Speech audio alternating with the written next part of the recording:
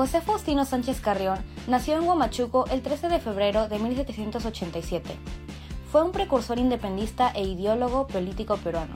Conocido como el Solitario de Sayán, tuvo una decisiva actuación en el establecimiento del sistema de gobierno republicano en el Perú.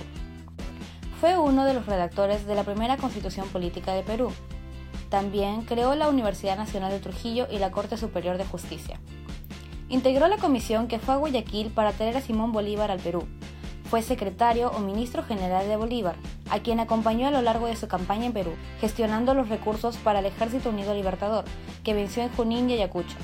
Falleció prematuramente el 2 de junio de 1825 en Lurín, Lima. Planteó contra la soberanía del rey la soberanía del pueblo, y contra el absolutismo la división y autonomía de los poderes ejecutivo, legislativo y judicial. Luis Felipe de la Puente Uceda nació el 1 de abril de 1926 en Santiago de Chuco. Fue un activista político y guerrillero peruano que protestó contra la convivencia y coalición política entre su partido y las fuerzas conservadoras que sustentaban el segundo gobierno de Manuel Prado. Fue encarcelado varias veces debido a su activismo de izquierda. También llegó a ser deportado en 1953. Debido a sus protestas fue expulsado del APRA y posteriormente fundó el MIR, Movimiento de Izquierda Revolucionaria, el cual orientó hacia la lucha armada organizando fuerzas guerrilleras. En Mesa Pelada inició la llamada guerrilla Pachacute. Falló en su objetivo de atraer el apoyo de los campesinos y falleció a mano de las fuerzas gubernamentales que lo capturaron el 23 de octubre de 1965. En septiembre del 2005, miembros de la revista Caretas descubrieron su supuesta tumba y al año siguiente se confirmó que el cadáver encontrado era el suyo. César Abraham Vallejo Mendoza nació el 16 de marzo de 1892 en Santiago de Chuco. Fue un poeta y escritor peruano de origen mestizo. Su familia pensó en dedicarlo al sacerdocio, y tal vez este propósito familiar explica la presencia en su poesía de abundante vocabulario bíblico y litúrgico, y no deja de tener relación con la obsesión del poeta ante el problema de la vida y la muerte. En 1918 publicó Los Heraldos Negros, en donde son muy notorias las influencias modernistas.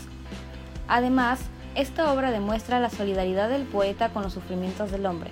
Tiempo después, al ser acusado injustamente de robo e incendio, es encarcelado y durante los 3 meses que estuvo encerrado, escribió Trilce, un poemario vanguardista que supone la ruptura definitiva con el modernismo. En 1923 viaja a Europa y sus 2 primeros años ahí fueron de estrechez económica. Sin embargo, trabó amistad con Pablo Neruda y Tristán Tzara. Trabajó como periodista y publicó varios libros en prosa. Por entonces escribió también su más famoso cuento, Paco Yunque. Ciro Alegría Bazán nació el 4 de noviembre de 1909 en Sartimbamba.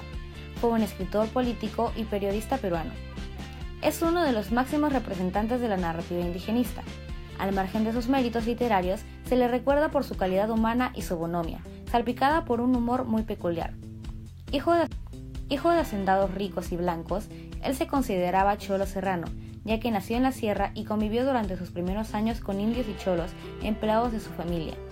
De sus padres recibió una educación liberal que contrastaba con aquel ambiente en que creció.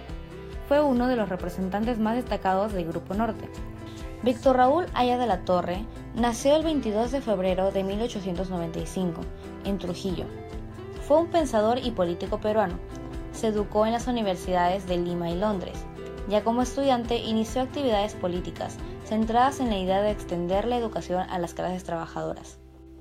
Su oposición a la dictadura de Augusto Leguía le llevó a la cárcel, en donde salió tras una huelga de hambre para exiliarse en México.